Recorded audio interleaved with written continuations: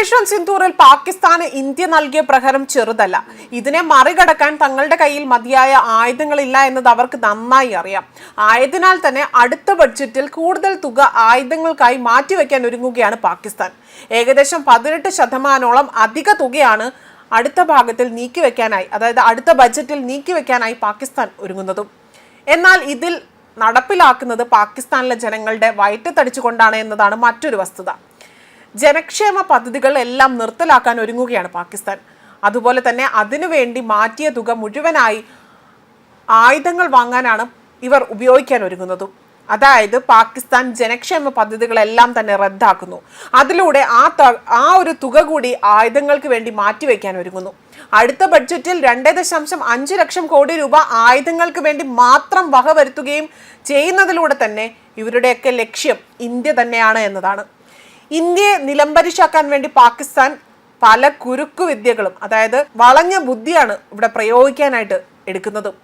ഇതിലൂടെ പാകിസ്ഥാൻ ജനതയ്ക്ക് തന്നെയാണ് അവർ ശവക്കുഴി തോണ്ടുന്നത് എന്നതാണ് മറ്റൊരു വസ്തുത. ഇന്ന് ആ രാജ്യത്തെ ജനങ്ങൾ ഒരുപാട് കഷ്ടതകൾ, അതായത് വെള്ളം കിട്ടാത്തതടക്കമുള്ള കഷ്ടപ്പാടുകൾ അവർ അനുഭവിക്കുന്നുണ്ട്. മാത്രമല്ല ഭീകരന്മാർ വരുത്തിവെച്ച വിനയിലൂടെ തന്നെ അവർ ഒരുപാട് ക്രൂരതകളും നേരിടേണ്ടി വരുന്നു. അതിനൊക്കെ പുറമെയാണ് ഇത്തരമൊരു റദ്ദാക്കൽ നടപടിയും ആയുധം വാങ്ങാൻ മുറവിളി കൂട്ടിക്കൊണ്ട് പാകിസ്ഥാൻ രംഗത്ത് വന്നിരിക്കുന്നതും.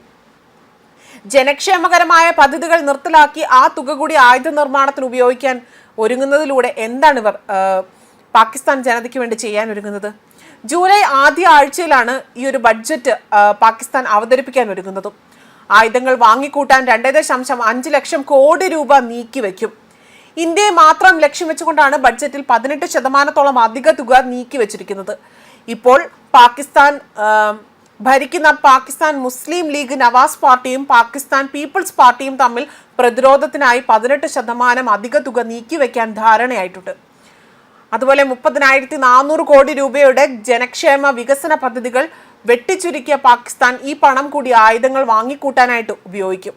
ഇന്ത്യ പാക് യുദ്ധ പശ്ചാത്തലത്തിൽ ആയുധങ്ങൾ ഭ്രാന്തമായി തന്നെ വാങ്ങിക്കൂട്ടുന്നതിന് പിന്നിലെ ലക്ഷ്യം അവർ ഇന്ത്യയെ തന്നെയാണ് ലക്ഷ്യം വെക്കുന്നതും. അത് വളരെ വ്യക്തമായ കാര്യം തന്നെയാണ്. ഏകദേശം 118 ജനക്ഷേമകരമായ പദ്ധതികൾ നിർത്തലാക്കിക്കൊണ്ട് പകരം പ്രതിരോധ ചിലവുകൾക്കായി 18% അധിക തുക നീക്കിവച്ചിരിക്കുകയാണ്. ജനങ്ങളുടെ ക്ഷേമത്തിനായി ഉപയോഗിക്കേണ്ട തുക കൂടി ചിലവഴിച്ച് ആയുധങ്ങൾ വാങ്ങുന്ന പാകിസ്ഥാന്റെ സ്ഥിരം നയത്തിന്റെ തുടർച്ചയാണ് ഈ ഒരു നീക്കമെന്നാണ് പറയപ്പെടുന്നതും. 75,000 കോടി രൂപയാണ് അധികമായി നീക്കിവെച്ചിരിക്കുന്നത്.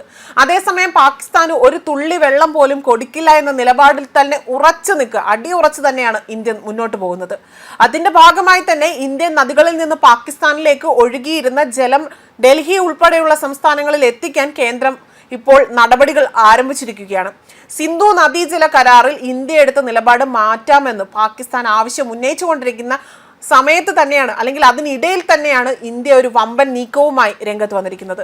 പുതിയ കനാലുകൾ പണിതുകൊണ്ട് ജലം ഡൽഹി, രാജസ്ഥാൻ തുടങ്ങിയ സംസ്ഥാനങ്ങളിൽ എത്തിക്കാനാണ് കേന്ദ്ര സർക്കാർ നീക്കം ആരംഭിച്ചിരിക്കുന്നത്. ഇത് പാകിസ്ഥാന് ഇരട്ടി പ്രഹരമാണ് നൽകാൻ ഒരുങ്ങുന്നത്. കാരണം ഇന്ത്യ തുടർ നീക്കങ്ങൾ നടത്തിയിട്ടുമില്ല, പിന്മാറും എന്നതായിരുന്നു പാകിസ്ഥാന്റെ ധാരണ. എന്നാൽ ആ ധാരണകളെല്ലാം കാറ്റിൽ പറത്തുകയാണ് ഉണ്ടായിരിക്കുന്നത്. വിശദാംശങ്ങൾ ഇങ്ങനെയാണ്. ബിയാസ് നദിയിലെ ജലം രാജസ്ഥാനിലെ ഗംഗാ നദിയിലേക്ക് കൊണ്ടുപോകാൻ കനാൽ നിർമ്മിക്കും. അതേപോലെ തന്നെ ആദ്യഘട്ടത്തിൽ ജലം രാജസ്ഥാനിലെ ശ്രീ ഗംഗാ നഗറിൽ ജലം എത്തിക്കാനുള്ള കനാലാണ് നിർമ്മിക്കുന്നത്. 130 കിലോമീറ്റർ ദൈർഘ്യമുള്ള കനാലായിരിക്കും ഇതിനായി നിർമ്മിക്കുക. 3 വർഷമാണ് കനാൽ നിർമ്മാണം പൂർത്തിയാക്കാൻ കേന്ദ്രം നിശ്ചയിച്ചിരിക്കുന്ന സമയപരിധി എന്ന് പറയുന്നത്. എന്നാൽ 2 വർഷത്തിനുള്ളിൽ തന്നെ കനാൽ നിർമ്മാണം പൂർത്തിയാക്കാൻ സാധിക്കുമെന്ന് തന്നെയാണ് കേന്ദ്ര സർക്കാർ വൃത്തങ്ങൾ വ്യക്തമാക്കിയിരിക്കുന്നത്. 2ാം ഘട്ടം എന്ന നിലയിലാണ് ഈ ജലം യമുന നദിയിലേക്ക് എത്തിക്കുന്നത്. ഇതിനായി 70 കിലോമീറ്റർ നീളമുള്ള കനാൽ നിർമ്മിക്കും. ജലം യമുനയിൽ എത്തുന്നതോടുകൂടി തന്നെ ഡൽഹി, പഞ്ചാബ്, ഹരിയാന സംസ്ഥാനങ്ങളിലേക്കും ബിയാസിലെ ജലം ഒഴുകും. അതുപോലെ പഹൽഗാം ഭീകരാക്രമണത്തിന് പിന്നാലെ പാകിസ്ഥാനെതിരായ നടപടിയുടെ ഭാഗമായാണ് ഇന്ത്യ സിന്ധു നദീജല കരാർ മരവിപ്പിക്കുന്നത്. അടുത്തിടെ സിന്ധു നദി കരാറുമായി ബന്ധപ്പെട്ടുകൊണ്ട് തന്നെ ഇന്ത്യയുടെ എല്ലാ ആശങ്കകൾക്കും ചർച്ച ചെയ്യാൻ തയ്യാറാണ് എന്ന് വ്യക്തമാക്കിക്കൊണ്ട് പാകിസ്ഥാൻ പ്രധാനമന്ത്രി അല്ലെങ്കിൽ അവിടുത്തെ സർക്കാർ തന്നെ ഇന്ത്യക്ക് കത്ത് നൽകിയിരുന്നു.